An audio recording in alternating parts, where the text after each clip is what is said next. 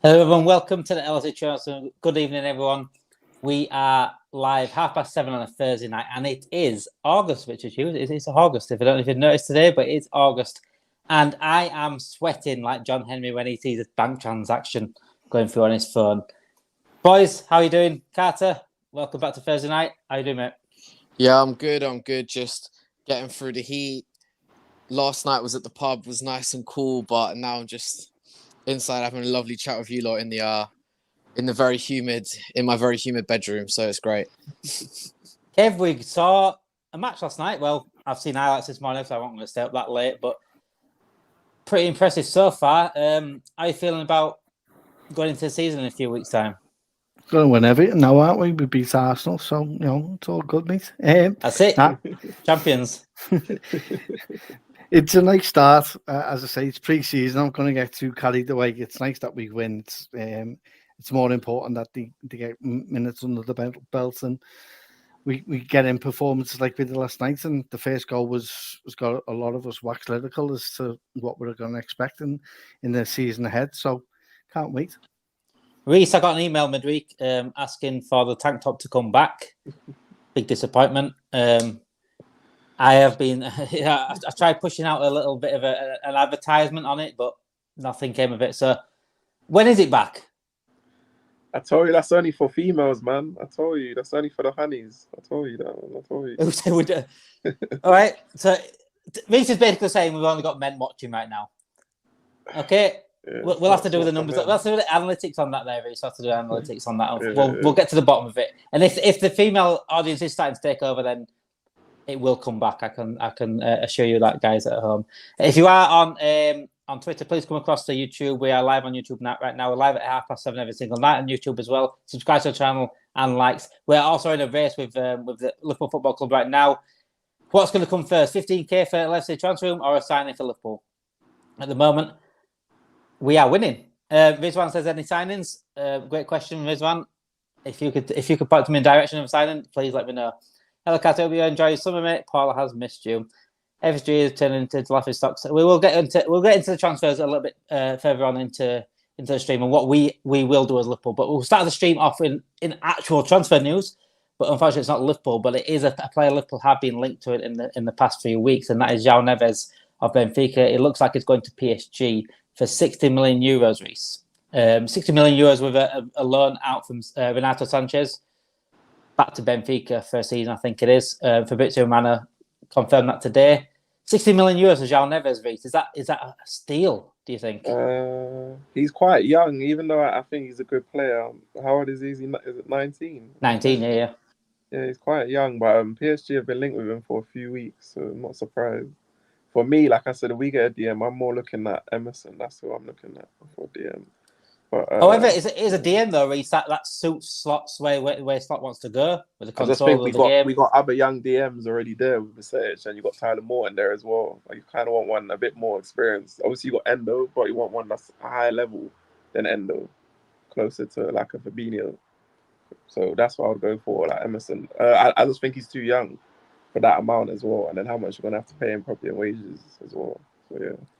It is a high amount, isn't it, kind of? I mean, $60 million for $60 million euros, sorry, for a 19-year-old. However, if he's got the pedigree there, it's probably worth it in the end. Do you see that as a missed opportunity there for Liverpool? I think it is at the moment. All the players that sign for other teams, we're going to see him as a bit of a missed opportunity, but I actually think for us, I think he's not exactly, but he's very similar to McAllister. And I almost think we should be looking for more the guy that plays next to him. Like Florentino Luis played next to Neves, next to Enzo Fernandez. Caicedo played next to McAllister. I think, like Reece said, we kind of do need, maybe in my opinion, not Edison, but a player more of that ilk, someone who's actually going to go out and bully people, because you saw Atalanta, absolutely big team, absolutely ran through Leverkusen, absolutely ran through us, just because they could bully everyone. But even then, I think, sort of as a silver lining, maybe in a season or two, someone like Vitinha becomes available if he's not seeing regular minutes. Don't give me that name. That'd be perfect. But the only thing is he is a little bit small. But someone like him now, for us, we should be on alert. Maybe him or Fabian Ruiz, someone who we could probably get in for quite a good value. I think we should be looking there now and seeing maybe not Ugarte, but one of those guys I'd be all over. I mean, Carter made a great point there, Kev, about Vitinha obviously is at PSG and Ugarte's there as well. Obviously, they're asking for €70 million for Ugarte.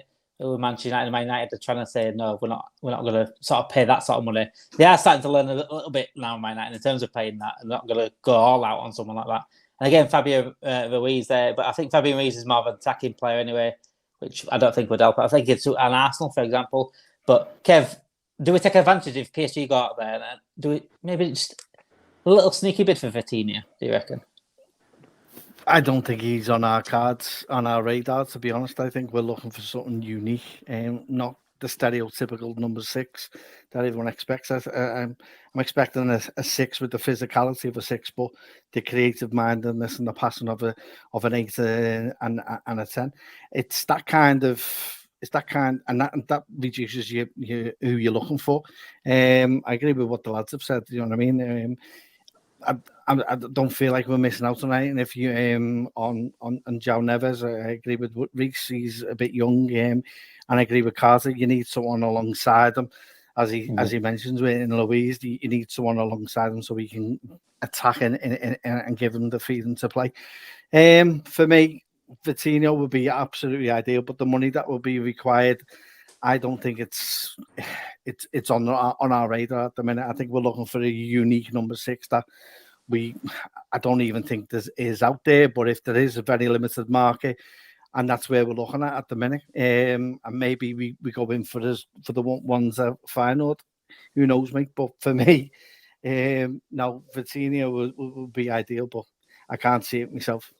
No, I can't. I mean, like you said, if they're getting him for €60 million, they're going to want at least £80 million for Vitinha, at least, I'd say. David Sinchel for FSG is lies in ocean. What's your hope for this summer transfer window is the bare minimum? A quarter DM and top talent for Salah cover. I think it's the same as every summer, really, FSG. I think it's just do enough for the manager. That's what it's always been. It's never been go get 20 players, go get £100 million player. It's always been make sure they've got enough to go and reach the ambition that they should be getting to. In terms of bare minimum this season, it's probably definitely a quality DM. That's number one. Possibly a centre back, especially if Gomez is on the way out anyway. And definitely top talent for Salah cover is definitely up there as well. I'd say 3 is probably ideal. I think we'll do 2, but what 2? I don't know yet. I think we'll probably get a left. I think we'll get Gordon, if I'm honest, the way it's going at the moment. And if we don't address that DM for me, I think it's a big. I said it was a big mistake last season. I think it's even way out of hand if we don't address that now. Speaking of forwards, anyway, speaking of players that we are linked to as well, according to Ojogo, which is a Portuguese outlet, that we are now considering a forward. Now considering the word considering, Carter, does that give you much hope?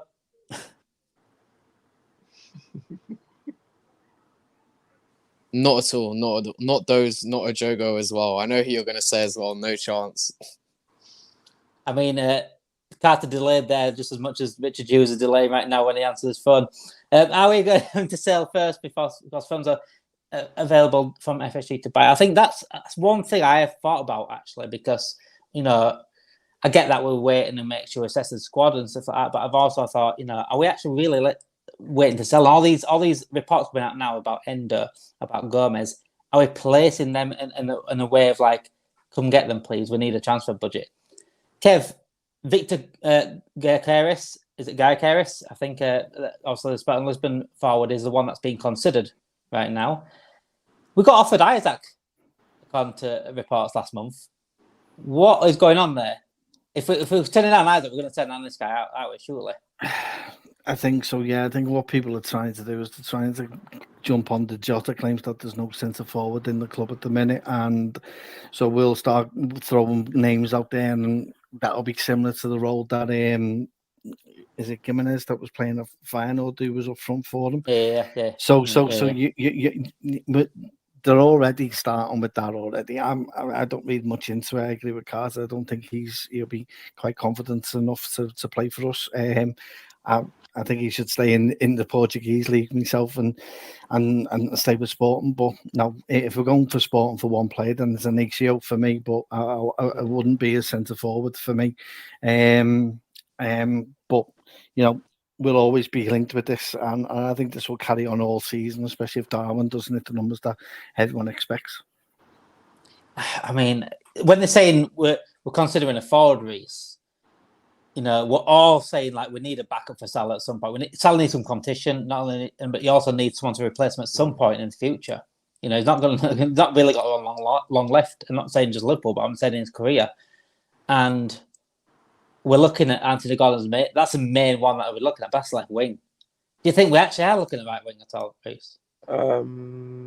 I see something about a link with a striker or something like that. I can't remember. Yeah, the Gyokeres is the striker that we're linked to today. But and how much did it say? Like, is it 60 or 80? 60 million is the value, but also we're trying to get less if we were to go for him. Yeah, I think. Obviously, I remember they're looking at that because they don't know if Nunes is going to get a ban or not, and because Jota is a good player, but he's injury prone. So I don't know. I don't think that should be really the ideal. What we're looking for, it should be the right something for Salah, a DM, and a centre back. But yeah, it's a bit. In terms if we're looking for a striker, though, Reece, do you think we missed a trick there with Isaac if he actually was offered to us? Maybe, but then if we got him, we would have to sell someone. Well, I think a lot of people will be happy to see Nunes go if someone Isaac was coming. I think that's quite. I'm not saying no names in it, but we would have to sell a striker. You know what I mean? It's certainly not Jayden Danns. I know that much. No. He's the future Jayden Danns. What's your thoughts on that, Carter? Isaac? Personally, I think he's quite similar to Nunes. Like, unless we, as you guys kind of said, we're selling someone. And I think Isaac is good, but I think people sort of get caught up in the fact, like I literally saw him play for Arsenal against Leeds. I never saw him properly play for Arsenal. But when I see him on Twitter, he looks like Henry. Like when he opens his body up and he tucks it in the corner, he looks unbelievable. But I don't think he's better than Nunes. And I think if we were going for a striker, people might not like this, and it is a bit short-termy. I would look at Tony because I think he's going to go for an extremely low amount of money. I think he's in 1 year left and Boehm's got 2 years left. Brentford can't let these type of players go for free. So I think if we got to the last week of the window and offered £25 million, I think you could get him. And I think he links play really well together. Like you guys sort of saw the highlights where the ball, we lure in the press, the ball goes long, someone brings it down, someone runs off, someone gets played in. I think he could really suit the system. I think he's quite similar to Jimenez. So I'd almost look at sort of that avenue. And then in 2 or 3 years' time, if there's a world beater, if there's the next Mbappe, if there's this next guy who we are sure is going to be the best striker in the world, we can move for them because Tony doesn't stop you. Like if you spend 100 million on Isaac, you kind of have to stay with Isaac now for a few years, like we are doing with Nunes. So I think someone like Tony wouldn't be a bad decision. What I will say on Tony, though, is I've never seen many players give Van Dijk a run around, but he was one of them. He was certainly one of them 2 seasons ago, before his ban last season. Is a Liverpool fan? No, not a Liverpool fan. I think he would give us a plan B if we were struggling for goals. Again, England didn't really use him that much, they should have done, but when they did use him, he made a massive difference in the games. Kev, is Ivan Toney someone that you'd be happy to consider coming to Liverpool? Maybe a year or 2 years ago, possibly. I think he hasn't reached the height since he's come back from his betting ban. That said, he does get into the England squad. Not used by Southgate, which is not surprising because he doesn't know how to use anyone. If you're asking me, I don't know. It depends on the price for Tony. For me, I wouldn't be paying more than 40 if I was paying anything. But then it limits players up front because then who is he coming in for and who are you going to get rid of? And I think we don't get rid of Nunes until next season because then he'll be 3 years into his 6-year contract. So I think if anything's going to happen with Nunes, it won't be this season, it'll be next. Well, if Diaz were to go, would you be happy to shift Nunes to the left? I think a lot of people, including myself, have said like Nunes is probably better from the left anyway. I think we're a bit lopsided on the left-hand side and weak on the right, if you're asking me personally. I think we have too many that can play on that left, the likes of Agapo, the likes of Nunes, as you mentioned. I don't think Nunes is an out-and-out centre-forward, which is what we need. I think, and you look at him during games, he veers towards the right hand, towards the flanks more so than in the middle, which is where you actually want him to be. And there's times where you've got three of them out there.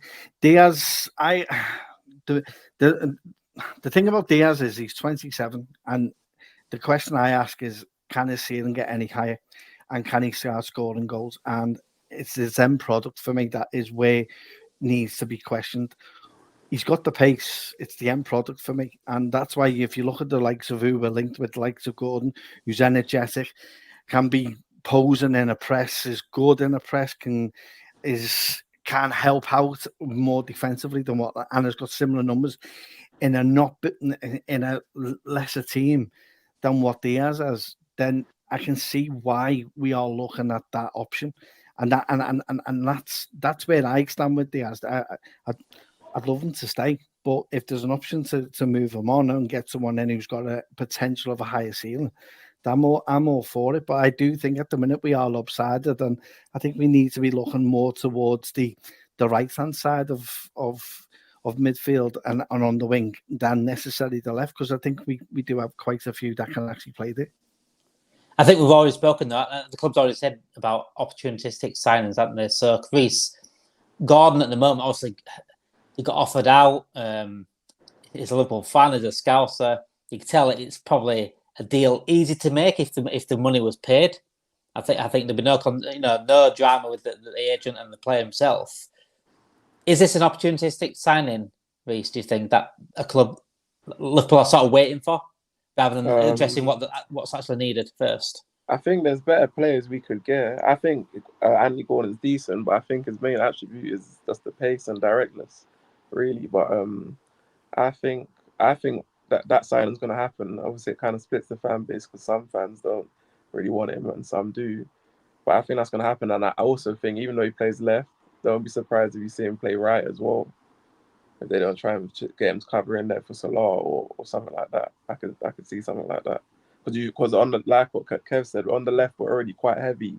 It's quite unbalanced because you already got Diaz and Gakpo and then Nunes who sometimes can play on there. So I wouldn't be surprised if Gordon might even play across the front three, but more even on the right and the left. Kat, I know you want Gordon. I don't know you've big Gordon up the way you have, and I think you're definitely an upgrade on Diaz. If we were to look at that position and get rid of Diaz, and start being a bit more brutal with transfers in that terms. But for me, when I step back and I think, I think we're going to get two signings. I don't want it wasted on a position we don't really need. But then I also think as well that we should be addressing this as well. We should be also looking into improving positions at the same time. But again, we're not. If we do look at left wing, we're not going to look at right wing, are we? So, would you rather get a right winger or Gordon for Diaz? I think the difficult thing is I've kind of think this is one of the reasons I kind of pushed for Gordon, is because I think they need to be able to play on both wings. Because if we sign a right winger, like people have said, Bakayoko, he can only play right wing. Salah's still going to play 80% of the minutes. And even then, it's like big games. And I know obviously sometimes he had arguments with Klopp. Slot probably won't want to take Salah off in a big game. Even if we're trying to push for it or push for a result, you're probably going to keep Salah on. So I think the player needs to be able to play both positions. And I think there's a guy who I would rather had instead of Gordon, and that's Pedro Neto. But he obviously is probably more injury prone than Naby Keita. So we're not going to sign him. But I think with you saying sort of when you said opportunistic to Reece, I think 45 million for Joe Gomez and 75 million for Gordon would have been great business. Because as good as Gomez is, I think that's a lot of money to get for Gomez. And you're kind of saying Gomez and 30. But I think now I'd actually be quite comfortable with Harvey being the backup right winger. I think because we're going to be a bit slower sometimes, I think he could be a bit Bernardo Silva-y. And I think Gordon could almost play, because Slot plays Calvin Stengs a lot of the time as his most attacking midfielder. And he was a number 10, a right winger. He's not really a defensive player. So I think that in certain games, we could almost shift Gordon into the 10 because he played there for England under 21s when he was getting sort of player of the tournament. He's played all across the front line. So I actually think he kind of fills everything. So I'm still quite happy with signing him, even if it means we don't maybe move someone out. I think it's just a good load of depth for the manager, and it gives him the best chance to succeed. Like I said, I think I'd be happy with Gordon if we addressed the other situations as well. But because I know we won't, if we were to get a Gordon, I know in fact we wouldn't address the other. So it's like it's a catch-22 really. I'm happy with the signing, but then I'm thinking, why have you not addressed the most important things right now, what we actually need rather than want? And we should be able to do both. This is what frustrates me as a fan. We should be able to do both. As Liverpool Football Club, we should be able to get DRC Gordon in. Right, we'll get a DM and we'll get a backup for that. It's not Football Manager, but still, we should be able to do that. Like you said, it's going to be 30 million spent on Gordon, really, in terms of getting rid of Gomez as well. So we're not spending that much in the end. We're just addressing all the things whilst keeping our keeping quite brutal in terms of you need to be quality now, because Diaz, if you're not improving, then you're going to be replaced. As simple as that. Huddy Miller says Neves actually signed. It's pretty close, says Fabrizio Man. I did say it is close. All the contracts have been signed and all documents have been signed, so it pretty much will be here we go pretty soon on Neves. Diaz actually the first to go. The guy needs 6 games to create one big chance. Again, Kev got it bang on earlier. Like, he's not got an end product as much, and again, he's 27 years old. At what point can he improve? He might have an unbelievable season. I'd rather that happen than waste money. I'd rather him just have an unbelievable season than say, Isaac is more clinical. Carter says Jay Moose. So not impressed by Gomez then. See, Gomez were actually, before the season, I actually thought Gomez was done at Liverpool in terms of, and he technically was until he went to left back and he sort of refound himself a little bit. Reese, someone mentioned the 4 players that they wanted to go, saying Tsimikas, Endo, Gomez, and Diaz, and Endo possibly could be one of them. And that, according to, it's a Twitter account on Twitter. It's ex West Ham employee, but is very, very reliable in terms of West Ham news. He has said West Ham Sporting Director Tim Steiden that he is a big fan of Wataru Endo. Do you let Endo go? I mean, Slot played him in the first game. He had a poor game and then didn't play him at all last night. But he came on later on, but he didn't start him last night at all. So, would you move Endo on? I'm open to letting Endo go.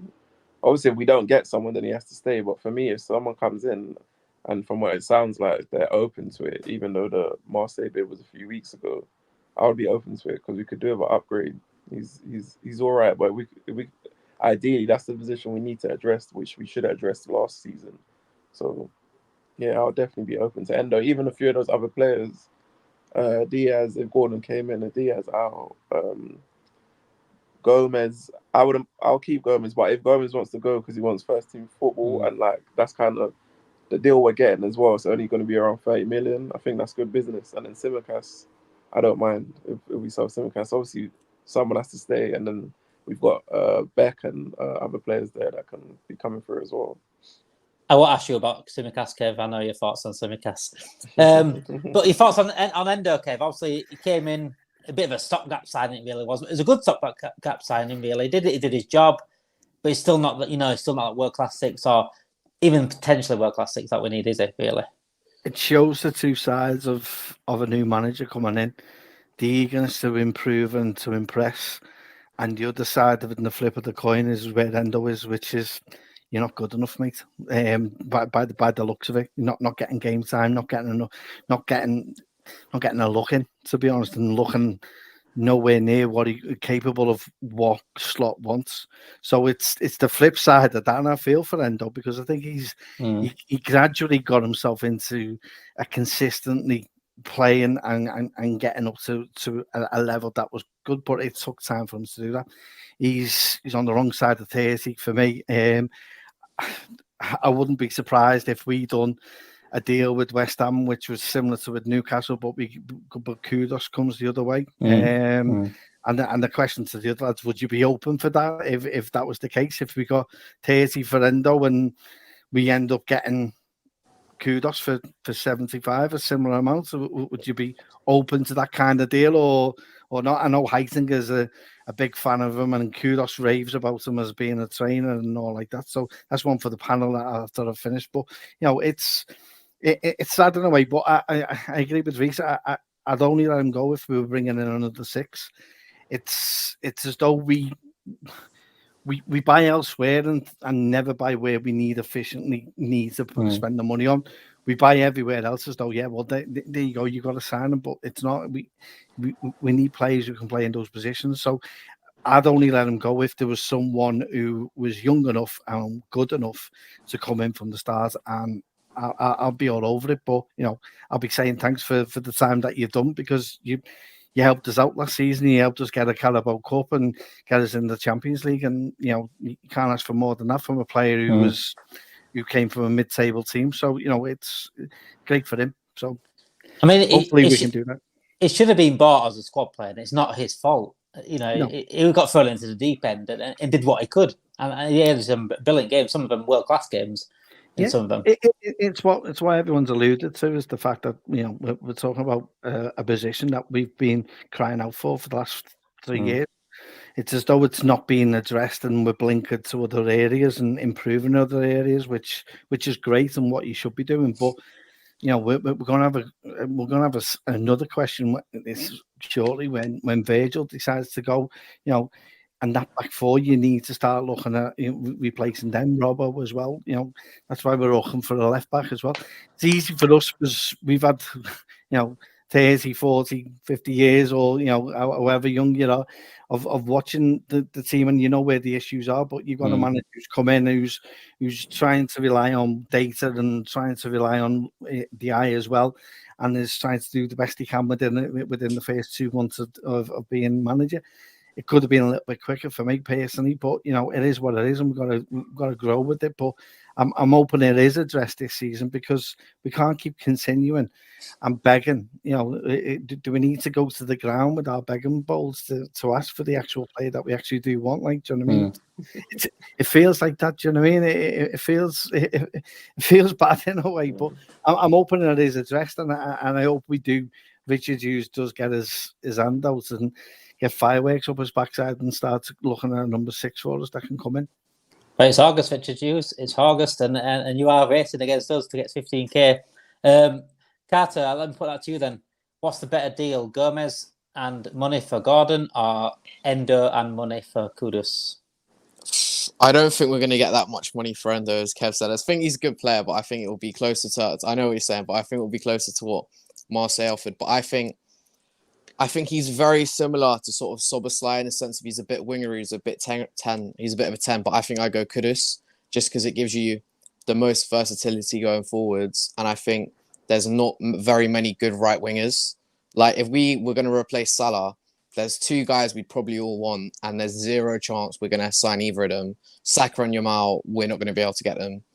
And I think sort of looking at Endo, as you kind of said, Damon, and I probably was a bit harsh on him when he came in. I think we were doing a stream when we lost to Toulouse, and I said it looks like he's wearing like weighted boots, like he was just in that game. He did, though. So badly.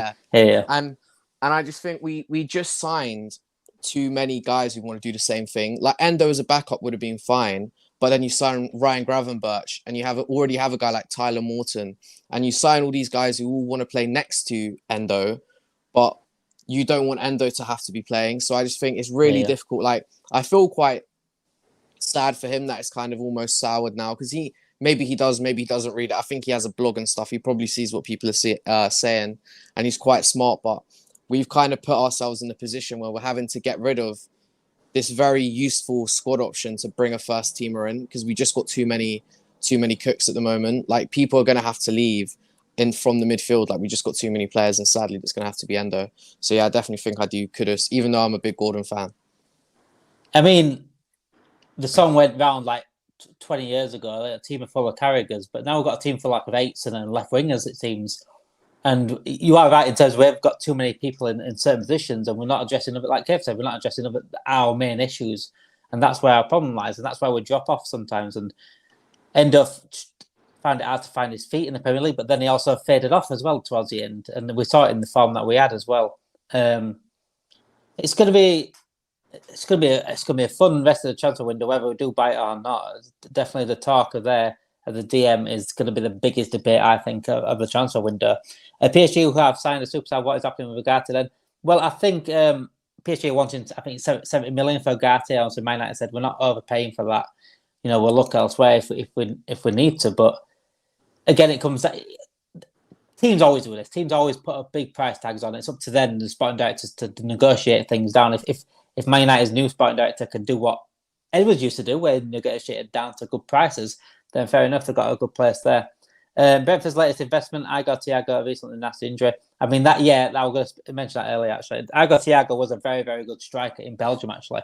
I think he played for Club Brugge, I want to say, but he scored pretty much every week from what I saw.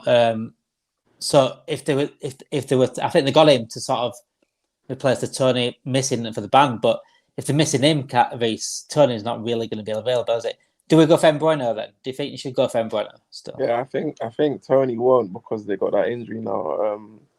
If we was to get, I would go for Mbeumo, or would you go for Kudus? Which one of them? Kudos I'd have first. The deal that Kev was talking about. I'll take Kudos, but I'll take Mbeumo's next if he wasn't scared. I think he's underrated. I don't think people give him as much credit because they got Tony as well. And you got to remember when Tony was banned or injured, he was playing a lot and kind of getting results for Brentford. But, he carried him a lot. Yeah. Even Wissa was pretty Wissa much as well, Brentford. another one. Yeah. Jamie says, I think Diaz has burned his bridges at the club, but there's a buyer out there other than Barca. That's the thing, isn't it? There's only Barca that was being really interested. PSG might come in possibly if they don't get the deals done what they want to do. Again, the Diaz situation doesn't go away because of what his dad said and what it's always going to be there regardless because his mind's set on a Barcelona or on Real Madrid, for example. Kev, we always reiterate, go back to Liverpool and say, start being brutal with these transfers. With Diaz, that is a proper transfer that should probably be brutal. But again, I'm going to ask you the same what I asked Carter. Would you rather address the right winger or be brutal with Diaz? It's a tricky one.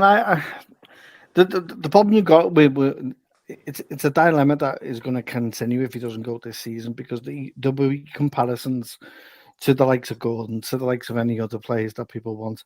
And there will be comparisons made during the season. And if he's not meeting the end product as what I'm expecting from this season, because that in itself is just where he needs to improve from. If you're looking at his weakness, that is his weakness for me at the minute. His energy that he brought in the derby was great, but there was no end product, and we end up losing because we had no one who could score. And at the end of the day, we need someone who can either assist or actually score from those positions. For me, I think if it's not addressed this summer, I think it will be addressed definitely in the winter time, in January, in which we'll then be ruthless. At the end of the day, we've still got how many days left? When does the window close? Is it the 2nd of September? 25 days. I think it's 25 days. 25 days, right? Okay. That's what I saw. Is it 1st of September, though, isn't it? I thought it's 1st of September. I saw it's 25 days. I don't know if that's until... Anyway, there's still plenty of time, and I think we can still be ruthless. I think we'll only get 2 in, if you're asking me personally, and then we'll go heavy either in January or next summer. That's where I think we'll make more of our signings, mainly more in January and then also have a proper pre-season. This is the worst pre-season I've mentioned before. None of the players back, and you're getting Trent back for one game against Seville or your main 11 back. So these pre-season games I looked at, and the way I see it is this is what we're going to look like if we have a lot of injuries this season. And that's the way I mentally look at it, because it's great that we win, but you look at that and you see where the weaknesses are, and you can tell already that there's certain weaknesses in the park already that people can pick up on. That, although we have a talented group, there's still a bit of work to be done, even with the 11 that are not there at the minute. So it's, for me, Diaz, I'd like us to get sorted this season, this summer. I don't see it though. I think it'll be carrying on till at least winter time, I think, and then it'll be addressed. Sadly, I think there's too much things going on as well. Also, the contracts as well. I mean, the 3 big contracts that we need to sort out as well. I think it probably is. It's probably on the list, but probably at the bottom of the list if we do have a list. I don't know why we are now going balls out for Nico Williams for the right side. High wages, but with high value player from I think with Nico Williams, I think he had his eyes set on Barcelona, if I'm honest, because they're not paying the money. It's hard to get out of Bilbao anyway, get players out of Bilbao anyway. But I think if Barcelona do cough up the money at some point, I think he'll go to Barcelona. I mean, it just makes sense with Williams and Yamal on either wing for them. But I would have been on Williams, even with the wages, because the transfer fee was so low. I think you got to look at the full deal in the whole. If we are just judging Diaz on games played, Diaz breakdown is 1 goal in 4 games, Gordon breakdown 1 and 5. But again, you got to remember, you got to put context on that as well, Robert. I mean, Gordon played in a Newcastle team that have half a team out for most of the season, and in a lesser team with less creative players around him. So he's going to score more at Liverpool. It's quite obvious he's going to score more. And scored in big games as well. Scored against us. Scored against United. So how many big goal attempts did Diaz have? Not that many, I don't think. Context has always got to be used on it, Kev. It's got to be used all the time. I mean, you look back at Salah. Oh, what did Salah do at Chelsea? You know what I'm saying? You could put these sort of things on anyone. It's all about context and how they play these certain games, and will they step up to the next level? I mean, it's not like Diaz is pulling trees. If Diaz is pulling trees, then fair enough. As part of having gone on the conversation. Coulda says Craig Madden. I feel gone to Diaz simply based on output. I like Diaz a lot, but we just get that he wants Liverpool to be a stepping stone to La Liga. So I'd like to be cashing in, and said it before, but Gordon would be my choice. If he's not going to come, let's look at other options. I mean, yeah, there you go. I think a lot of people agree on in terms of the Gordon being the better option than Diaz, and Diaz possibly using as a stepping stone. We don't know yet, but I'm hoping he comes back and proves a lot of people wrong anyway. But Kev is ripped like Mo, says Jay Moose. Nico Williams, he can play both wings. Nico Williams would have been a bit big one, I think. Barcelona also getting Dani Olmo. That's another good player. I think that's gone under the radar again. Give Diaz and Gordon until January. See which one has improved. Well, just a straight shootout between Diaz and Gordon until January. I don't think it comes away like that, though, unfortunately. Carter, let's talk about last night. And before we do talk about last night, please make sure you like and subscribe to the channel. If you're on Twitter, come over to YouTube, subscribe to the channel. We're trying to get to 15k before Liverpool buy a player. That is our challenge at the moment. Last night, Carter, 2-1 win, very, very impressive, especially the first half. Slot ball, it seems to be rolling out. Harvey Elliott, the star boy, again, seems to be the guy that is finally hitting. All he needs is games, is Harvey Elliott. I've said it for a long, long time about this guy. This guy is special. He's one of the most special players we've got, most talented players we've got. Given the right system, given the right players around him, he'll shine. He shined last night, didn't he, Carter? Anyone else stand out for you last night? I think Harvey was really good. I think I quite like Jota. I thought it was nice to sort of see us with an actual 9. But I think, and this isn't me like being kissing up to Slot or whatever, like trying to be whatever. But I just think we just look so much better defensively.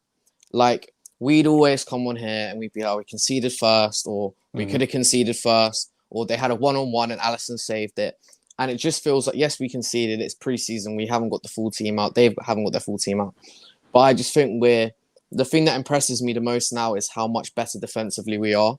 Like, it just feels like we're not going to concede every game. And I know it's 2 pre-season friendly games, but I just think that's what's really impressed me the most. I don't think I'd have been able to do another season of us having to come back from 1-0 down like every other game. So I think that's the thing that's impressed me the most. And I think, yeah, as you said, Elliott did. But I also I like to say Carvalho, I don't think he's very good, but I just think he's going to score goals no matter where he goes, no matter where he plays. And I don't think you can ever undervalue having someone like that. I think he's a player Real Madrid would keep about, because even he might not play for 10 games, but if you put him in and give him a chance, like we saw, was it 100 minutes against Newcastle? We came on, had 5 or 6 touches, and they got the winner, the equaliser or the winner, yeah. So I think as much as it's difficult to give him minutes, I think he's still impressed me that he's confident to come in and just get goals. This is one thing I want to see, actually, with Michael's brought it up here. Would be interesting to see where Trent fits in the new slot system. I think right back. Obviously, I've always been saying he's a right back. I think he's going to put him at right back for when Trent comes but back. But again, Kaz Midfield. just said that as a or system wing would back, defend it better as well. Wing back, right back or wing back, something like that. Even inverted, I still see that even being used sometimes. Kaz just said that would defend it better as well, as a system. And I think that's what Trent down a lot, the system, the way that we defended. Obviously, when he's pushing up, no one was covering him. It was always Kanate doing it. We didn't have a DM. And it's key. So do you think we're going to see the best out of Trent as well in the system? Potentially, because if he's got someone else, then he can kind of do what he needs to do and someone can cover him as well. But I was quite impressed. We looked more solid. The high line didn't look as high, which is what I've been screaming for the longest time. It wasn't like one-on-one defending. Even when we're pressing like how we used to press when we first had Klopp, where it's pressing in packs. So yeah, I was quite impressed. Carvalho, Elliott. Obviously, Elliott kind of looks the most natural in the 10. I agree with Carter. I think Carvalho is somebody who's going to get you goals. I rate him, but he's not as talented as Elliott, but he's always going to kind of get you goals because technically he's very good and he pops up in the right spaces, and they seem like they got a good relationship on and off the pitch as well. Well, they came through the Fulham academy together, They can see that those sort of relationships are important, aren't they, Kev? Those sort of player relationships, and it could get the best out of either one of them. Again, Carvalho, another player that can play 10, and also on the left wing, Kev. We're crying out for a left wing at the moment, so that's why keeping him would be a good option. But do you think he's got better output than someone like Diaz or Nunes? It's too early to say. We're only 2 pre-season games in. But I do think the formation suits certain players more, and I was expecting Carvalho to shine under Slot because I think it suits his style of play. Under Klopp, it didn't. And for me, I hope he doesn't go out on loan. I think he can be utilised this season and could be a great person to have on the acquisition to have on the bench and to utilise in the last 15 minutes of games if needed to be. He's done it in the past, as we mentioned about that Newcastle game. So there's benefits to it, and you can see even with the younger players. I do think that. Ione will be the one that will do well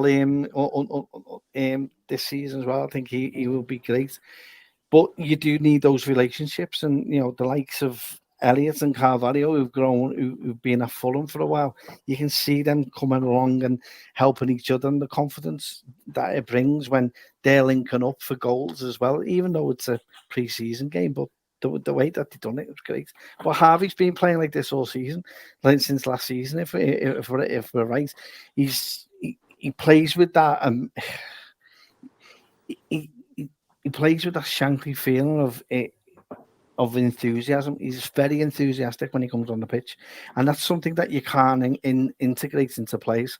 To have the enthusiasm to be on the bench and then to come on and to play in the only a few minutes that he has got is great for him, and it builds and that's what gets him into the squad.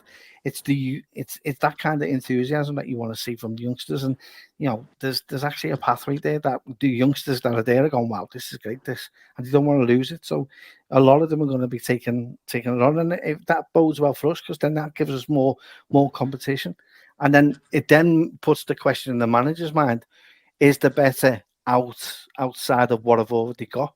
And that's probably one of the biggest questions that are being asked at the minute by Slot and with Hughes. If we bring someone in, they have to be better than what we've already got here. And I think we're not giving our younger players and the squad team that much of respect, because I do think we have a very good squad. It's just certain positions that we need to improve on. But I do think, there'll be certain players that are going to do well in this system. And sadly, we've already seen with Endo that he'll be one of many that won't be it'll be more of a negative. Yeah, it doesn't suit him. It just doesn't suit him. Yeah. No. Yeah, he's probably a fall guy, you'd say, wouldn't you? Bear says I'll sell Gomez and McAllister here. I saw Reese's face. That's a wild that out. If anyone can click that up, clicked Reese's face up as soon as I put that. When I saw the second name, I couldn't believe that. I was like, what's that? He might be on about like Must be McAllister joking. from Home Alone or something. It's something about that. It's not McAllister. Vatsa Osimhen still on the market, but very, very, very few can afford these players. Not even Arsenal, from what I hear. I mean, very, very good players. Vatsa is a very, very good player, actually. And he's one that I looked at quite a bit ago. But again, Napoli are just outpricing these players. Even I'm like, don't pay that. And I want us to spend, but there's definitely lines to cross regarding that. I say Gertrude might be a great DM signing, but he's more of a defender than I think Gertrude. We can't let Endo go without a top replacement. Everyone definitely agree. I want a top DM now before Endo goes. Added on to Endo. Never mind if Endo goes and we've got no one else coming in. That'll be a ridiculous situation if that will happen. Edwards and Hughes will pull off a signing no one expected. Always has been like that. I don't know about Hughes though, because he'll bomb direct. I don't know how he works. And Edwards as involved as some may think. Is overseeing football as whole, but it's mainly on Hughes at the moment. Fetty for Hendo as a no-brainer, swap or not. Mm-hmm. I wouldn't be anywhere near that amount. So many players have proved themselves before the next window. By Arne knows who he will keep. FSG more worried about NBA expansion team in Vegas rather than Liverpool, and also the golf venture as well that they're on. Also, the report came out not so long ago where John Henry's never been so excited about anything, and that was his golf venture at the moment. I'll keep going on Harvey Elliott, though, Reece. I mean, this guy, he's coming into his age now. And one thing I always look for in midfield, especially young midfielders, whether you play cam, CDM, or general centre mid, is are they looking for the ball? And Harvey Elliott, he does not hide away from the ball. And these are the best players in the world in this position are like that. Musiala is one of them. Vitinha is one of them again at PSG. Doesn't hide away, always looking for the ball, always wanting the ball. That's why Harvey Elliott's so good. His confidence is up there. He's starting to get game time now. Do you think he could be the star this season if he gets that game time? 100%. I think he could be a key player. Because for us, he's always kind of done good for us anyway, even at times when he had to play on the right wing and that wasn't ideally his position. But people forget when he first broke in and he was amazing and he got that injury against Leeds. That season, he was like phenomenal that season anyway. He just kind of took to Liverpool straight away. But I think he can definitely shine under Slot. Jones, a few players have come out. You could see they look very happy that they're kind of working on them. Even Fabio Carvalho, when I saw an interview of him, they all look like very excited, like that they're working under him. So I see some of the training methods and that it looks like they're trying a couple different things and stuff as well. I think I saw them doing kickboxing or some other stuff and whatnot. They've been doing everything but football, I think, from what I've seen in training videos. Sometimes you got to try something different, man. Change is good. I'm welcome. I embrace that. I mean, I'm glad they're doing boxing for Nunes comes because, I mean, he's already missing his punches over in America, so I don't want him to embarrass himself when he comes back to his training. Vatsa should be next to my replacement for Mo Salah. Speaking of people that are excited about stop ball as well, Kev, fellow Scouser, Curtis Jones. Obviously, last 2 seasons, he's had standout games in the last 3-4 seasons. Porto one for me always stands out where it was unbelievable that night, but he's never been that consistent enough to nail down a place. And it's again a bit like Diaz, one game in like 10, but it's a class game, and it's not good enough, is it? And he's not really proven in pre-season as well. He shouldn't be playing at 6 either. He shouldn't be playing that far deep if he is going to play. Where do you see Jones this season? I want him to be more consistent. I'm more intrigued with the medical side of things. A new medical team and seeing if any of these negating injuries that we got with what Ali gets and as Curtis has got and the niggling injuries that we've seen through the whole of the team. I'm hoping that we'll see less of them. So it's going to be it's fascinating for me, that side of it all. When you look at Jones will just play where he wants to play. Do you know what I mean? If you give him a shirt, he'll play in goal. If and a pair of gloves, he'll go in. He's that type of person. he has frustrated us at times, and I just think that's down to one, his confidence. But when his confidence has gotten and he's had a consistent run of games, you can see why every manager has Klopp has used him and wants to use him as much as he possibly can. The problem is he gets these injuries and it keeps him out, and it's a stop-start every season with him. And I just hope he gets over that, because if he gets over that, then we've got a good squad player, and that's where we have to see him at the minute. He can't come in as one of the main 11. He's a squad player at the minute, and he's got to prove and fight for himself if he wants to play week in, week out. And that means being consistent and being injury-free. And if he can be injury-free, then we have a player that is confident and can be used.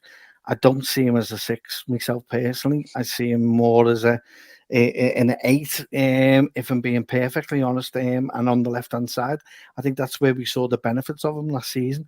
A bit further up the pitch with less defensive duties, and and you see him getting progressive with the ball and running with the ball. That's what I want to see. That's the Curtis Jones I envisage when every time he comes out to play. But the problem is we don't see enough of it, and that's where every player's got to look at themselves brutally honestly and look at the weaknesses and work on them this season, because other than that we felt short, and that was because we've got weaknesses and no one was willing to step up. And these niggling injuries don't help either. So it's interesting for me, the new medical team, and it's fascinating as to what they're going to do and adapt.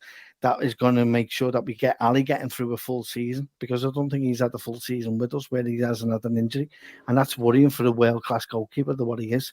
Your world-class goalkeeper should be playing at least 38 games of the season, and that is the Premier League games, but he's always missed 1 or 4 games or whatever. I don't mind him missing through suspension, because that's him just being, that's fine, it's part of the game. But if he's missing through injury, you're missing someone who can consistently will gain you points on the pitch for his presence alone.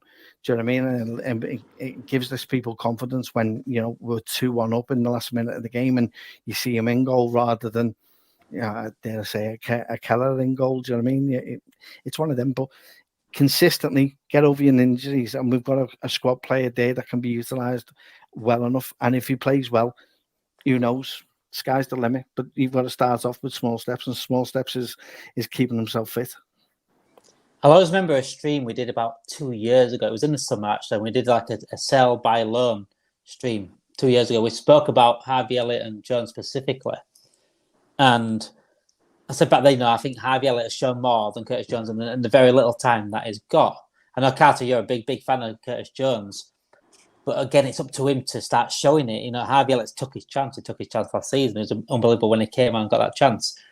Curtis Jones, I've always regarded him as like the Nicky Butt of the United side back in the 90s, where they're so important squad players, but never really that player that you should start. But again, very important to the squad. Class player in his day, Carter. Is it up to him now to start putting his not money where his mouth is, to talk much about himself, but start showing himself a little bit more? I think last season, out of all the midfielders, because people and the thing with Mac, yes, Mac scored a load of screamers, which made him look better. He did play very well at times, but is he going to score those same crazy goals again next season? Probably not. And I think if you just look at the base sort of level of performance, I think the first half, I think Jones was the best midfielder. And I think him and Mac kind of had opposite, where it was a bit shaky. And I think Jones was great for the first half. And I think if you look at Jones for the under-21s when England beat Spain in the final and the whole tournament, I watched maybe 3 or 4 games. I thought Jones was the best player, and maybe that's me being biased. I think the big issue with him right now is, and I agree with Kev, he's had the weirdest injury. He had like an eye injury. He had like growth on his bone when he had an injury. I think when you look at him now and you hear him speak, I think he's trying to follow Slot's like principles to the absolute letter of the law. Like he's trying to slow it down too much, which is what we want. But I think he's almost overdoing what he's being asked to do at the moment. I think he's trying to take such a leadership role in this sort of team at the moment with all these players out, that he's trying to slow the game down a lot, really take his time, and that's why he's getting caught. I think the difference between him and Endo in these games where maybe they haven't impressed is I think you can see Endo can't really do it, and I think Jones is slightly overdoing it. I think Jones can definitely do it, and people argue, and it's like, well, maybe Gravenberch is better than him. You can't have guys. Let's say we went and signed Joao Neves this summer, right? And we signed 6.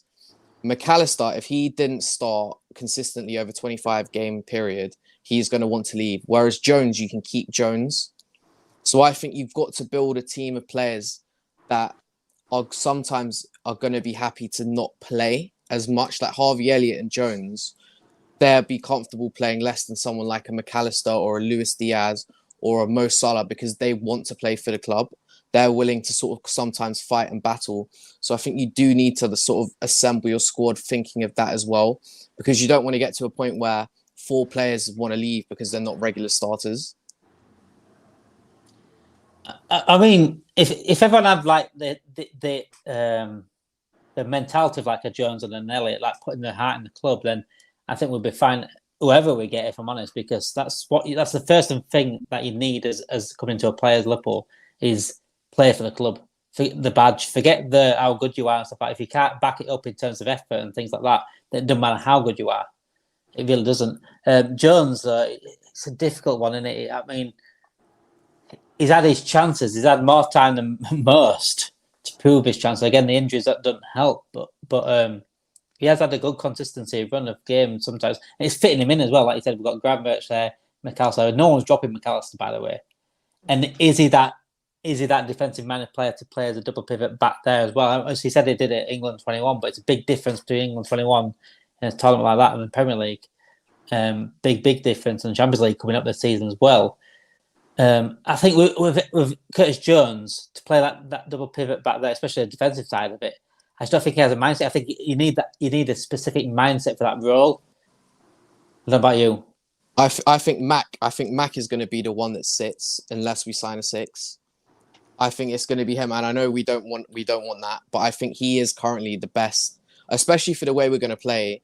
Like, it's basically the same as De Zerbi when it was Caicedo and McAllister, and it's like bang bang pass, like little box. So I think he'll be comfortable with McAllister to sort of not mess it up. And I think, and as much as McAllister's very good, if you're going to have one person sit and one person go and put out fires and win the ball, you'd rather Jones just because he can get around the pitch a lot better. Like, I think that's the advantage someone like Jones has over sort of Elliott, over McAllister and Endo, is he can really get around the pitch. And I think you can't sort of underestimate, especially when we're pressing, how useful that is. So I think there will be a space in the team. But if I could, I'd sign a proper number 6, probably play him next to McAllister and play Szoboszlai as the 10. But we're going to have to find the best balance, which isn't going to be easy. And we've got very good options, for honest. If Jones is backup, that's what I want him to be anyway. I think he's a good, very, very good backup option if he stays fit and he gets his confidence back up. But again, if we put McAllister back there again, I honestly think you don't even want to see my reaction to it. I might even do a live stream at that point of my reaction to that, because it may go viral. Kev laughs. He knows exactly what I could be like. But yeah, we can't miss McAllister. And even though Slot came in, he knew we were coming in in April. He must have done some research on this situation and seen when Klopp changed McAllister to go further forward, the whole season changed for Liverpool. Completely changed with it. Reece, if we see McAllister as a defensive-minded player in that first game at Ipswich, what are you thinking? I think I don't want him playing like that. I would rather someone be alongside him, like a DM if he went and bought one. Or I know he only played there the other day, Trey Neon, but he looked very good there. I know he's only young, but Slot's already kind of said what he's kind of looking for in that role. He's saying agility, someone who can turn on the half turn, he's comfortable on the ball.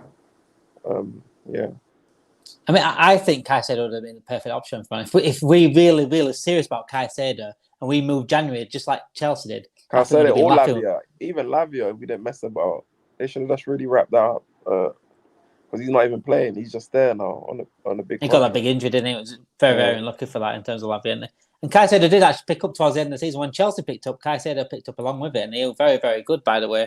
And again, it would have been a different situation if he came to Liverpool. It would have been under Klopp's system, it would have been in a more settled team. And he would have been alongside McAllister. Yeah, well. So it would have been slotted in perfectly. Well. Yeah. Michael says here, Kev, I'll let you answer this. We're not signing on now, Kev. Where do you think we'll be in the table by January? I still think we'll get third comfortably. I still think. What about by January? What about you, Kev? Third comfortably. I agree with Reece. If you listen to Arne Slot's first press conference, he mentions that he's come in and he understands that this team has got 73 points. So we over the years aware. Now I've said previously that he has a 10-point differential because it's his first season. It's not the best pre-season which like any other team I've had because of the European and the Copa America competitions that have been going on. So he hasn't had the starting 11 or his main 11 as part of his pre-season this year. I think we are capable of getting to January and still being in a very good position and then making one or two signings. I think that makes more sense.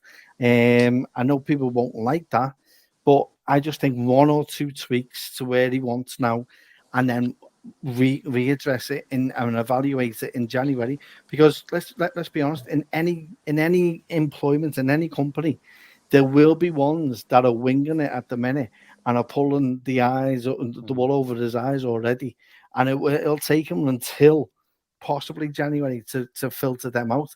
And then it'll give him a better time to evaluate the team and address it. It's the worst time for a new manager transition and everything that's gone on this season. It's, and that frustrates and upsets people. But I just think we'll get one or two in. I think we'll be in a good position in January. Don't get me wrong. If we're in a precarious position or we're in the bottom three, then yeah, I doubt he'll be there, and we'll be moving on to a plan B, and we'll be bringing in signings left, right, and centre. I hope, but I hope it doesn't get to that. I think it's a calm approach. I think it's clinical kind of approach, and that's all I want. And he's going about it in the right way for me, and eventually, it'll be great. But I see us being about third or fourth in maybe second, depending on how well we start the season. I do apologise for the bottom three there comment by Kev. I don't know if it was Kev or his Everton neighbour next door. If you could hear his Everton neighbour talking about bottom three. Do you guys see us becoming an English Barcelona of our core academy players? It's a big shout there, Leicester did, because Barcelona's scouting and academy has been probably one of the best around for years, along with like Ajax.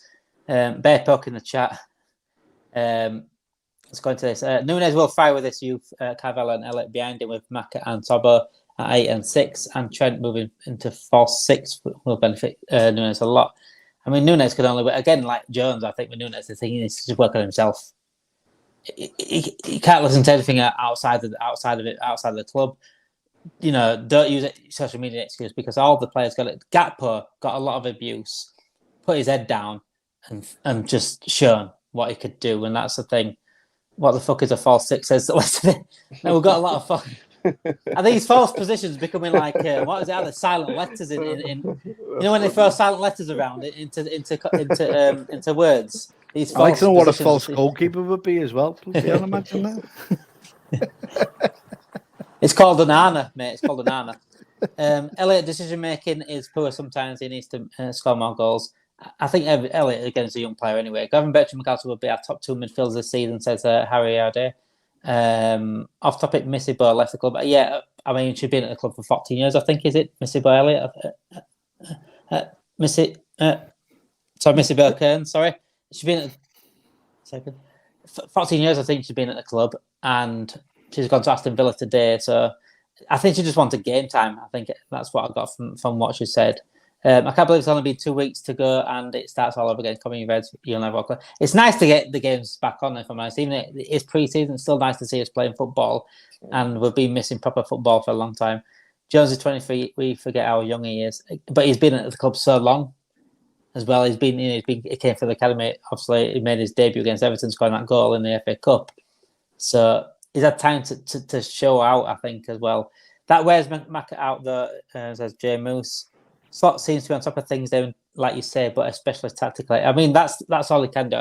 I'm happy that we've got Slot. It's very, very good football that we're playing at the moment. But again, just like with Klopp, I don't want him to be left short in terms of the players that he's got at his disposal, because he can actually win his leagues, just like the Klopp did. Klopp could have won his more leagues if we didn't leave him short so many times.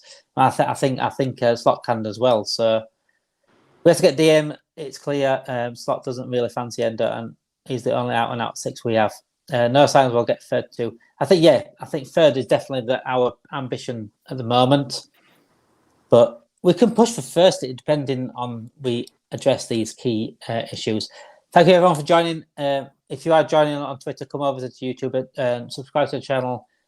Join and hello, United is red. What's going on with your team? It's doing better than your team. Thank you for joining. Welcome for your little 1 minute fame there. United is red. Please subscribe to the channel as well. United is red for content of a team that can win more games than lose.